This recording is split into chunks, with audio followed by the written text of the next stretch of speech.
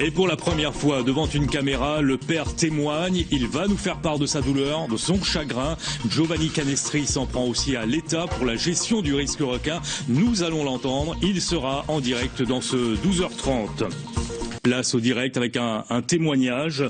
Le témoignage du père d'Elio. Bonjour Giovanni Canestri, merci d'être avec nous dans ce 12h30. On imagine votre douleur, votre chagrin. Si vous acceptez de témoigner ce midi, c'est avant tout pour rendre hommage à Elio, votre fils. Oui, c'est pour mon fils que je le fais. Alors je dois d'abord m'excuser parce que peut-être que je vais être envahi par l'émotion. Tout ce que je voudrais dire, c'est que dimanche matin, un requin a tué un ange, mon fils. Et que ça peut plus durer, et qu'il fait partie du pôle espoir depuis longtemps, on était très impliqué dans le milieu du surf. J'ai toujours été très en colère contre ce qui s'est passé, contre le premier mort. Aujourd'hui, j'ai pas de place pour la colère, j'ai une douleur immense. Et je peux pas en vouloir à qui que ce soit, mais aujourd'hui, les jeunes l'ont dit, tout le monde le dit. Aujourd'hui, je vais retirer mes lunettes juste pour parler à ces messieurs de Paris qui se disent les représentants de l'État. Messieurs, regardez-moi, mes yeux rougis par la douleur. Je veux avoir une confrontation avec vous. S'il y a des journalistes ou un plateau de télévision sur Paris, moi je veux vous rencontrer parce qu'aujourd'hui, vous ne prenez aucune responsabilité. Vous voulez pas de responsabilité pénale pour éviter d'être emmerdé, c'est comme ça que je vais parler. Mais vous avez cette responsabilité morale, la mort d'un enfant. Regardez la photo tous les jours de mon fils. Je veux dire, si j'avais été un père indigne, ça fait 2 ans que je l'empêchais de surfer. Il a été pris par sa passion.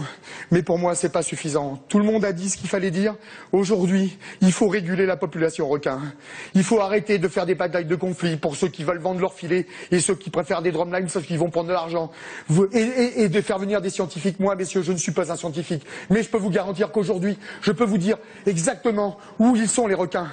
La dernière balise, c'est mon fils. C'est pas la peine de faire des relevés de balises. Les balises, on le sait où elles sont. Tous les morts, on sait où sont les balises. Il faut tout arrêter. Aujourd'hui, il faut prendre la conséquence de tout ça et faire en sorte que ça s'arrête pour mon fils.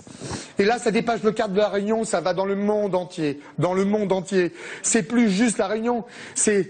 Voilà, c'est tout. Il faut que ça s'arrête. Et il faut savoir que la Réunion, c'est une île fantastique. On y habite depuis 20 ans.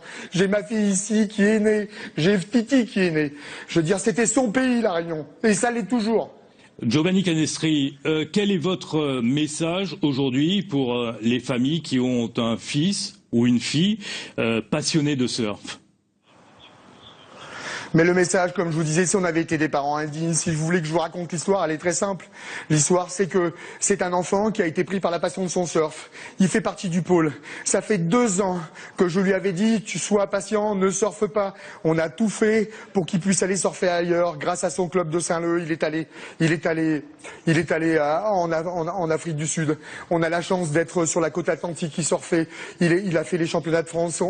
Il faisait partie des sections pôle, etc. Et j'avais inversé le discours il y a plus d'1 an en lui disant, tu sais, c'est pas grave, t'es un compétiteur, mais le surf, c'est aussi le plaisir. Je lui dis, si tu surfes pas à La Réunion, attends, sois patient, les choses vont se faire.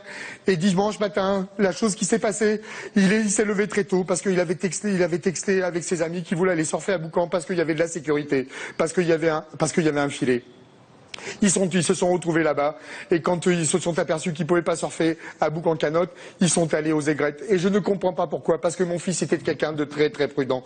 Et je comprends pas ce qui s'est passé parce qu'il est allé surfer aux aigrettes en sachant pas tiralement. Et connaissant mon fils et connaissant tous les discours qu'on a tenus ensemble, la veille je l'avais eu et il m'avait dit, papa, ne t'inquiète pas, je ne surferai pas s'il n'y a pas de sécurité. C'est ce qu'il a laissé sur le mot à sa mère. Il s'est levé à 7h du matin, à 8h il était à Boucan. Il a dit, maman, je vais surfer à Boucan. Ne t'inquiète pas, s'il n'y a pas de sécurité, je ne surferai pas. Il est allé surfer. Il est allé surfer. Il est allé surfer et il n'est plus là. Monsieur Canestri, on comprend votre douleur. Vous accusez qui aujourd'hui? L'État essentiellement? Vous lui reprochez d'être trop lent dans la gestion du risque requin? L'État Les requins, ce ne sont pas des djihadistes, ce ne sont pas des terroristes, ce sont des animaux. On peut influencer sur l'état naturel. L'État ne fait strictement rien. Je ne parle pas de la commune. J'ai eu monsieur Silim Allé qui est venu à la maison, qui m'a rendu visite et il connaît la douleur du père parce que lui-même a perdu sa fille. Donc qui sait la douleur dans laquelle je suis aujourd'hui. C'est pas de la colère là, je parle avec passion parce que c'est pour mon fils que je fais ça. Je dis simplement que messieurs les ministres, vous qui êtes à Paris, qui ne comprenez rien à rien, qui ne savez rien gérer, je veux dire aujourd'hui il faut que ça s'arrête. Les mesures, vous voulez que je vous les dise moi les mesures? Je vais vous le dire maintenant. Aujourd'hui, vous faites une régulation requin. Ça se passe déjà avec les populations beaucoup moins dangereuses en métropole, les sangliers, les cerfs. Quand il y en a trop, on les tue. On n'est pas en train de parler d'extermination, on parle de régulation. On ne fait pas une réserve marine devant une cité balnéaire qui accueille des touristes. On ne laisse pas un pan entier de la Réunion économique s'effondrer alors qu'à la Réunion on a besoin de travail pour les jeunes. C'est pas possible. Au-delà de tout, au premier mort, on aurait dû faire quelque chose. Le mien, c'est l'ange de trop parce que si vous saviez qui il était, mon fils, je crois que, et peut-être que tout le monde le ressent parce que dans le monde entier, tout le monde fait des hommages pour lui parce que c'est un ange et aujourd'hui il faut que ça s'arrête.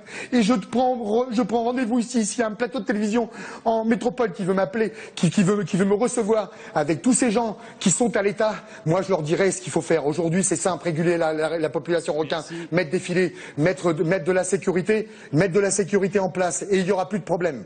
Merci beaucoup Giovanni Canestri pour votre témoignage. On vous laisse rejoindre le rassemblement qui est prévu à partir de 13h sur la plage de Brisant. Merci énormément, merci. C'était votre première intervention télévisée en direct depuis le décès de votre fils Elio.